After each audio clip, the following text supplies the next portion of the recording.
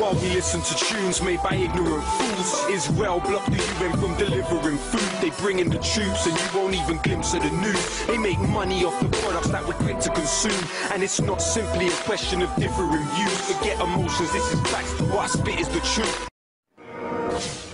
Now, Lowkey has also come out with a recent video criticizing U.S. policies and U.S. President Barack Obama. It's titled on YouTube, Banned from TV. Take a listen to that. I have the heart to say what all these other rappers aren't. Words like Iraq, Palestine, Afghanistan. The war's on and you morons were all wrong. I call Obama a bomber because those are your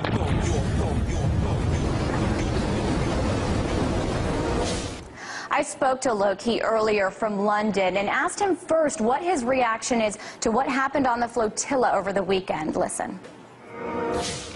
Well, I think the first question that needs to be asked is the siege which is currently being enforced on the people of Gaza legal? No, it's not. Ask Amnesty International, ask Human Rights Watch, ask the UN. It's even Hillary Clinton has come out with a statement stating just now, in fact, that it's unacceptable and unsustainable, the siege of Gaza.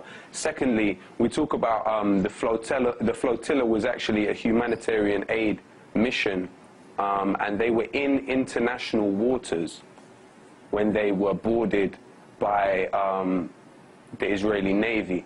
Now, in this situation, one has to ask themselves, was it legal for the Israeli armed soldiers to board a ship in international water? No, it wasn't.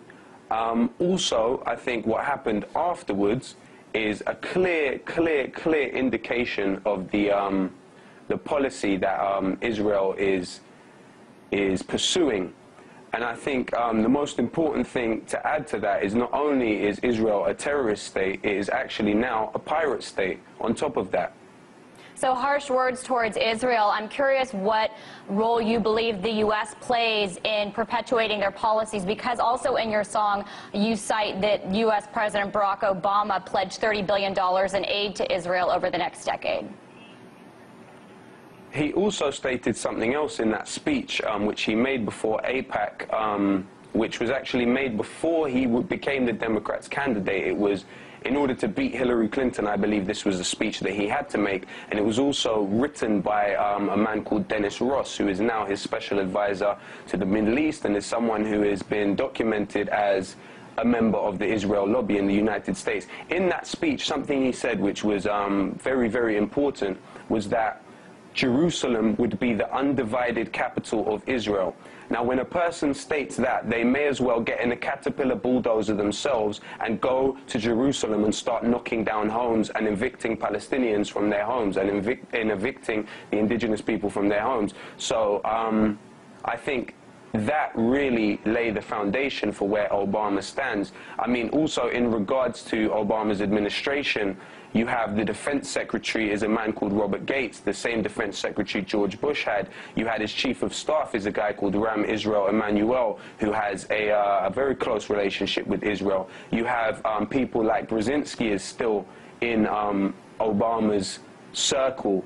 You know, this is not a situation where we can fool ourselves. You have a U.S. citizen yesterday was protesting against the massacre on the flotilla in the West Bank. She was protesting and she was shot in her eye, and her eye has been removed. And this is not the first time that the IDF have targeted U.S. citizens, and Obama has said nothing about it. Tristan Anderson, just after Obama, in fact, became the president, was shot in the head with a gas canister by the IDF in the West Bank for protesting against the illegal wall that Israel is building also, and Obama said nothing.